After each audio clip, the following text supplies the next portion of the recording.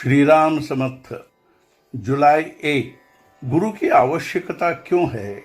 व्यवहार में भी हम गुरु करते हैं, फिर उससे अधिक कठिन ज्ञान प्राप्त करने के लिए गुरु की आवश्यकता नहीं होगी, ऐसा कहने से काम सफल कैसे होगा? गृहस्थी में सुख दुख हुआ, संतोष नहीं हुआ, तो फिर सच्चा सुख किस में है और उसके लिए मुझे सही रास्ता कौन दिखाएगा? ऐसी लगन जिसे होगी वही गुरु करने की ताक में रहेगा। गृहस्थी हमें कटु लगेगी, तभी शिष्य बनने का सवाल पैदा होगा। जिसके मन में सीखने की इच्छा होगी वह शिष्य, और जो सिखाता है वह गुरु। जिसे ऐसा लगता है कि मुझे कुछ समझता नहीं है वही गुरु करेगा। कुछ लोग कहते हैं हम राम राम का जप करते हैं, बुरे रास्ते से नहीं जाते, फिर गुरु की क्या आवश्यकता है? इसमें मैं करता हूँ यही भावना बाधा है, और इसीलिए सद्गुरु की आवश्यकता है। सत्कर्म करने का अभिमान यदि हम में निर्माण हुआ तो इसका अर्थ यह हुआ कि हम राम को भूल गए।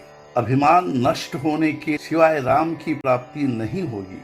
संत नामदेव भगवान के निकट पहुंच गए, फिर भी उनका अभिमान मिट नहीं पाया, इसलिए भगवान ने उनसे कहा गुरु करो। संत कृपा से बीमारी हट गई, इसलिए उसे गुरु मानना योग्य नहीं है। जो शिष्य को विषय वासना में आकृष्ट करेगा उसे गुरु कैसे कहा जाए? जो कुछ चमत्कार करके दिखाता है उसे हम बाबा कहते हैं। संतों की परीक्षा हम बाह्यांगों से करते हैं, जो गलत है। सभी प्राणियों में भगवान है ऐसा समझ पाएगा वही संत की सत्य परख कर पाएगा। संत के सहवास में आने पर अपने मन पर जो परिणाम होता है उसी से संत की परीक्षा की जाए। मेरा चित्त जहाँ निर्विषय होगा वही संत का सच्चा स्थान है। अर्थात जिस व्यक्ति के कारण विषय भावना नष्ट होगी वही व्यक्ति संत है, ऐसा समझे। जिसे भगवान की प्राप्ति की तड़पन है उसे ही शिष्य कह सकते हैं। जो गुरु की आज्ञा का उल्लंघन नहीं करता और गुरु ही को भगवान की प्राप्ति का साधन मानता है वही सत शिष्य है। हम गुरु के सिवाय अपना और कोई धर्म कर्म ही नहीं माने। कुछ कन्नड़ निवासी महाराष्ट्र में आए, मराठी नहीं जानते थे। उन्होंने एक दुभाषी से सहायता ली और वे उसके साथ घूमते रहे। उनकी चिंता और जिम्मेदारी दुभाषी को थी।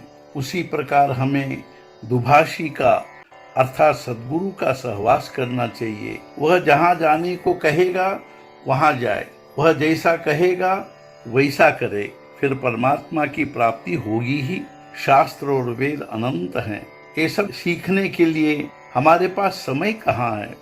सद्गुरुओं ने मक्खन की तरह सभी साधनों का सार जो नामस्मरण हमें दिया है वही हम करते रहें, जिससे भगवान के प्रति प्रेम पैदा होगा ही। बाजार में पहुंचने पर जो माल असबाब हमें अनुकूल और सस्ता लगे वही खरीदे। उसी प्रकार परमार्थ प्राप्ति के लिए जो अनेक साधन हैं उनमें से नामस्मरण सबसे श्रेष्ठ साधन है, वही लेते रहे और आनंद में रहे। आज का मुख्य विचार, भगवान की प्राप्ति के लिए जिज्ञासा निर्माण होना भाग्य की बात है। ऐसा जिज्ञासु शिष्य यदि मिल गया तो संत को जीवन सफल होने का आनंद होता है। सद्गुरुनाथ महाराज की जय। जय जय रघुवीर समर्थ।